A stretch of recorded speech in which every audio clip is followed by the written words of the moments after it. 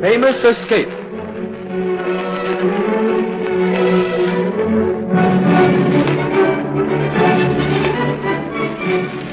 This is the story of Robert Bruce, his escapes from personal peril, and the heroic escape of Scotland from English rule.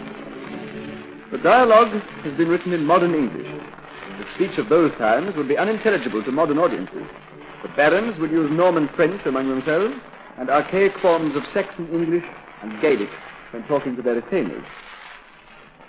The death of the last direct heir to the Scottish throne had given Edward I, King of England, his opportunity to invade Scotland.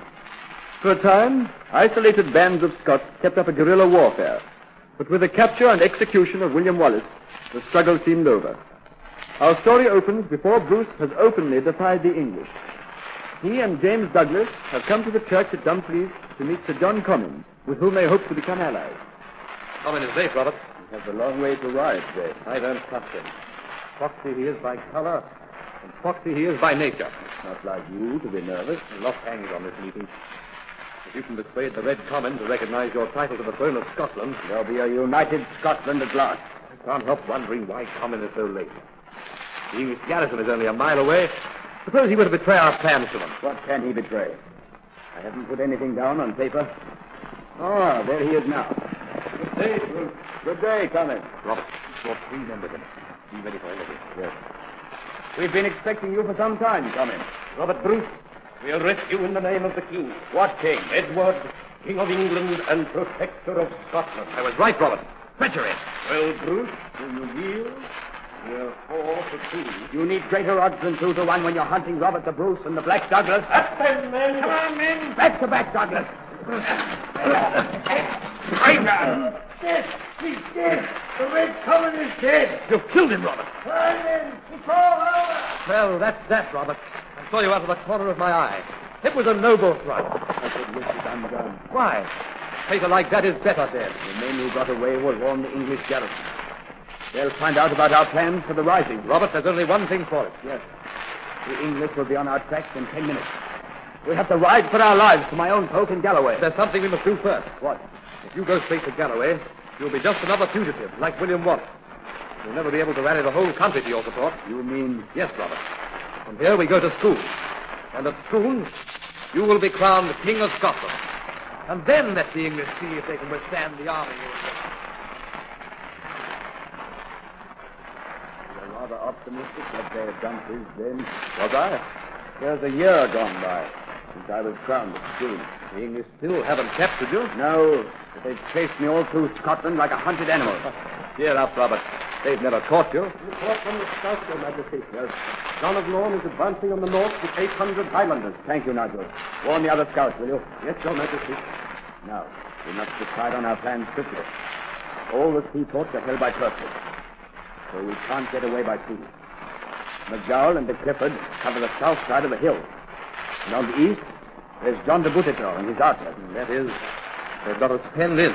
North, south, east, and west. Their plan probably is to let the Highlanders drive us into the arms of the others. Yes, that's it. I'll warn the men now, James. Give them their orders. Gentlemen, the English are advancing on us at last.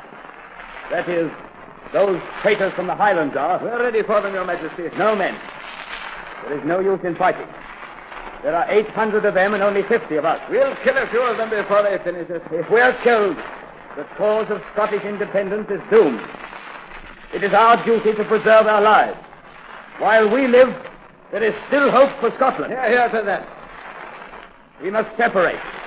Each man for himself. But, Your Majesty, won't they concentrate on catching you? I'm dressed just the same as the rest of you.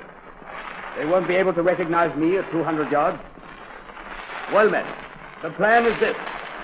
We wait until they arrive in sight. Then we split up. Let them see us making for the south. Then as soon as each of you is out of sight, hidden in the trees or down in the glen, he starts to circle to the north. Once you're through the Highlanders, you'll be safe. We meet at our old hiding place near Pinwelly. Is that clear? Oh, clear, Your Majesty. The Highlanders are in sight, and they have bloodhounds with them. 2 bloodhounds won't be much use for catching 50 of us. All right, men, be off with you. And good luck. Good luck, Your Majesty. Well, James, aren't you going? We haven't been separated this last year, Robert. And I'm going to stay with you now. All right, James. Come on. We've got to run for our lives. Come on, Robert. One last effort and we'll shake them off. Here, what's the matter? One of their arrows hit me in the leg. It's bleeding badly. Put your arm around my shoulders. I can hear them coming. No, you go on, James. I'll be all right. Leave you here? Certainly not. Look, here's a cave. We'll shelter in it. If they look in the cave, we'll be trapped. I don't think they'll see it. The entrance is very small. Anyway, it's our only chance. Come on, I'll go in first. There's not much room inside here, Robert. No. We won't be able to swing our swords if they do find us. It looks as though this is the end of things, James. We've lost every battle we fought. Our men are dispersed. That's a busy little spider. A spider? Spider webs make me feel sick. I just managed to avoid it as we came in. Now the spider's closing up again. See how she throws the web across? Oh, she's missed. I hear voices, Robert. We were just in time. It's the Highlander. Have your sword ready. Yes, lady. Am I getting here? Oh, they can never have it. There's a broken the spider's web. Go on, then. Robert, we're saved by a spider.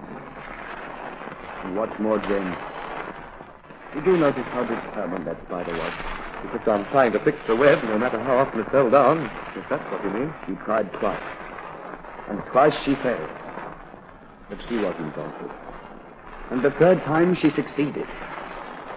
Well, I'm not going to let myself be beaten by a spider, James. I don't care how many times I fail. I'm going to fight on until either I'm dead or Scotland is free. For the next 8 years, Bruce struggled on. Gradually the tide of fortune turned. But there still remained the task of recapturing Castle Stirling. And Castle Stirling was thought to be almost impregnable. James, I want you to take a herald and a flag of truce and ask de Mowbray to come to the walls. Yes, Robert. Tell him that if he surrenders, we'll give him and all his men safe conduct back to England. That's a generous offer, Robert. Stirling Castle is so strong that I doubt whether we can ever capture it by direct attack. All right, Robert. I'll go at once.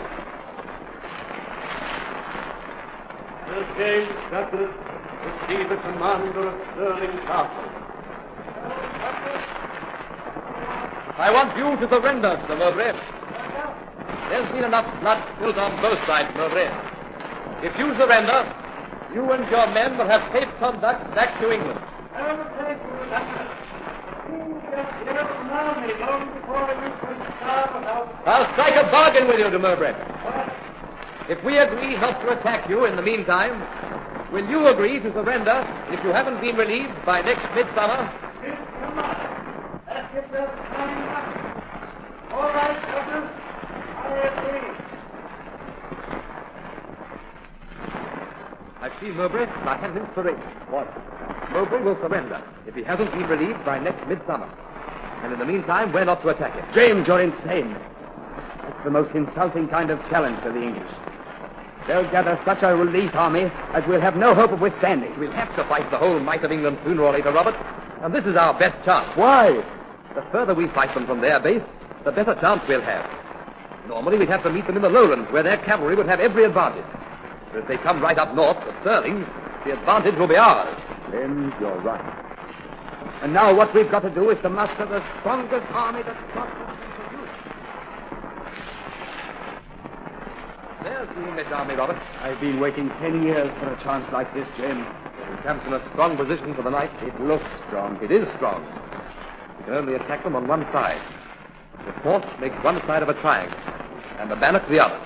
And in front, it's a very strong defensive position. And in the morning, they'll come out of it to attack us. No, they won't, James. We've let the English take the offensive for too long. You mean we're going to attack them? We'll attack them tomorrow as soon as it's light. And their position is not strong for defense. The front is so narrow that they can't form up properly. And they haven't room to maneuver inside that triangle. If we can only push them back a few hundred yards, we'll drive them into the Bannockburn. We can do that.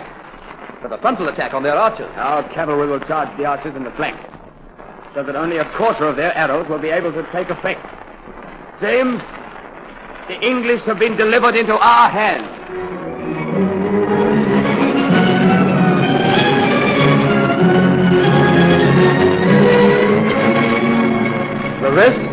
is history. Robert Bruce's plans were carried out exactly as he described them to Douglas. And in the Battle of Bannockburn, the English suffered one of the most severe defeats that has ever fallen to the lot of an English army.